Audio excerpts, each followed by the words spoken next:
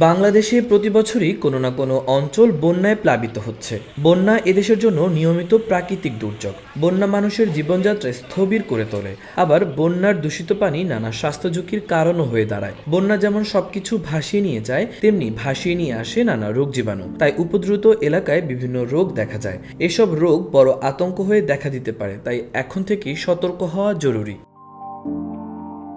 বন্যার সময় পয়ঃনিষ্কাশনের ব্যবস্থা নষ্ট হয়ে যায়, তাই সব মিশে একাকার হয়ে যায়। ফলে দূষিত পানিতে নানা ধরনের জীবাণু ভেসে বেড়ায়, যেগুলো চারদিকে ছড়িয়ে পড়ে। এতে পানিবাহিত রোগের ঝুঁকি বাড়ে।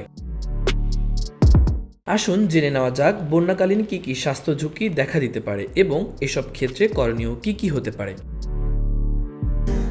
বন্যায় দূষিত পানি খাবার পানির উৎসগুলোকে দূষিত ও সংক্রমিত করে। এতে স্যানিটারি টয়লেটগুলো ক্ষতিগ্রস্ত হয়। এ সময় বিভিন্ন পানিবাহিত রোগ হতে পারে। পানিবাহিত রোগ ডায়রিয়া হলে শরীর থেকে প্রচুর পরিমাণে পানি ও লবণ বেরিয়ে যায়। ডায়রিয়া আক্রান্ত রোগীকে খাওয়ার স্লাইন বা ওটস লাইন দিতে হবে। স্লাইন বানানোর জন্য অবশ্যই বিশুদ্ধ পানি ব্যবহার করতে হবে।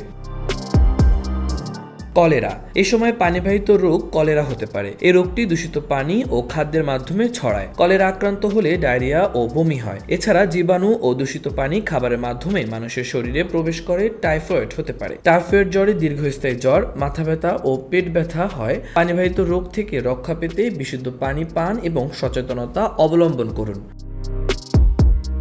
ঠান্ডা জ্বর, বৃষ্টির পানিতে ঠান্ডা লেগে অনেক সময় সর্দি কাশি ও জ্বর হয়ে থাকে। বন্যার পানির ভেজা ও ঠান্ডা আবহাওয়া থেকে শ্বাসকষ্ট ও শ্বাসযন্ত্রের সমস্যা দেখা দিতে পারে, তাই ঠান্ডার উপসর্গ থেকে দূরে থাকুন।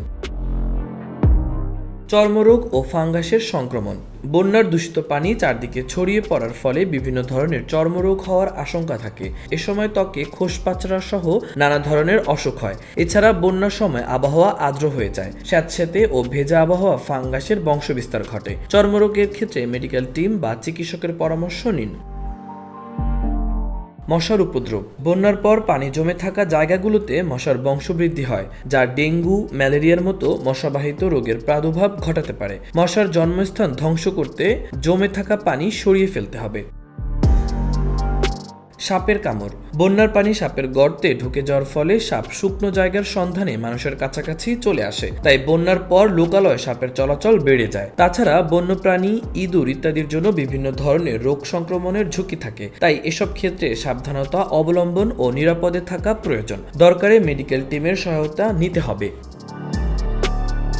পানিবন্দী মানুষেরা চাইলেই সব রকম নিয়মকানুন মেনে চলতে পারে না, তাই যে কোনো অসুস্থতার লক্ষণ দেখা দিলে দেরি না করে চিকিৎসকের পরামর্শই নিতে হবে, অথবা নিকটস্থ স্বাস্থ্যকেন্দ্রে গিয়ে চিকিৎসা গ্রহণ করতে হবে।